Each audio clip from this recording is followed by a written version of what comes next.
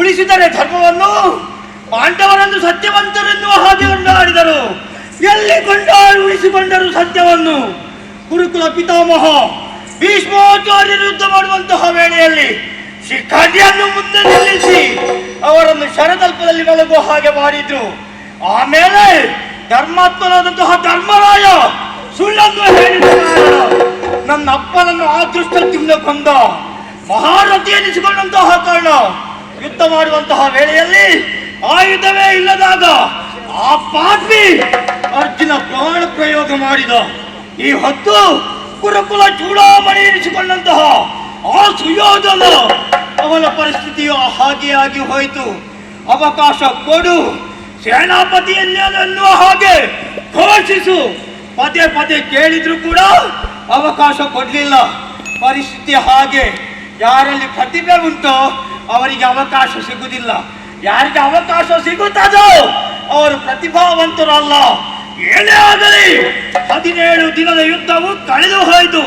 18ನೆಯ ದಿನ ಆ ಕೌರವೇಶ್ವರ ಎಲ್ಲರನ್ನೂ ಕಳೆದುಕೊಂಡು ಈ ಹೊತ್ತು ಆ ಭೀಮನ ಗದೆಯಿಂದವಾಗಿ ತೊಡೆ ಮುರಿದು ರಣಕ್ಷೇತ್ರದಲ್ಲಿ ಬಿದ್ದಿದ್ದಾನೆ. ಅಂತಹ ಕೌರವನ ಮುಂದೆ ಹೋಗಿ ಕೇಳಿದೆ. ಅವನ ಆಸೆ ಒಂದೇ, ಬೇಕಾದದ್ದು 5 ನಿಷ್ಪಾಂಡವ ಪೃಥ್ವಿ. ಸರಿ, ಅವಕಾಶ ಸಿಕ್ಕಿದೆ. ಅಶ್ವತ್ಥಾಮ ಏನು ಎನ್ನುವುದನ್ನು ತೋರಿಸುವುದಕ್ಕೆ ಇದೇ ಸಾಕು.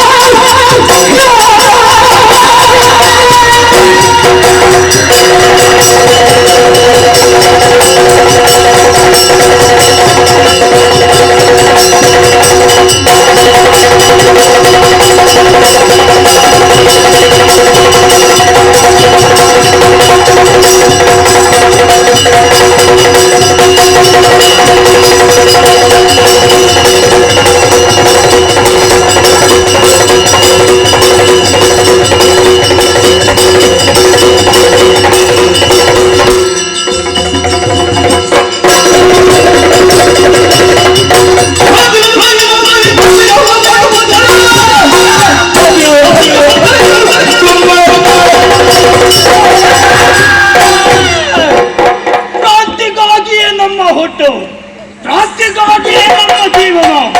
ಕ್ರಾಂತಿ ವೀರನಾಗಿ ಮೆರೆದಂತಹ ಆ ಕುರುಕುಲ ಚೂಡಾಮಣಿ ಕೌರವೇಶ್ವರ ಕ್ರಾಂತಿಯಾಗಿಯೇ ಸಾಯಬೇಕು. ಆ ಸಾಯುವಂತಹ ಕೊನೆ ಗಳಿಗೆಯಲ್ಲಿ ಅವನಿಗೆ ಬೇಕಾದ್ದು 5 ಪಡೆದಿದ್ದೇನೆ.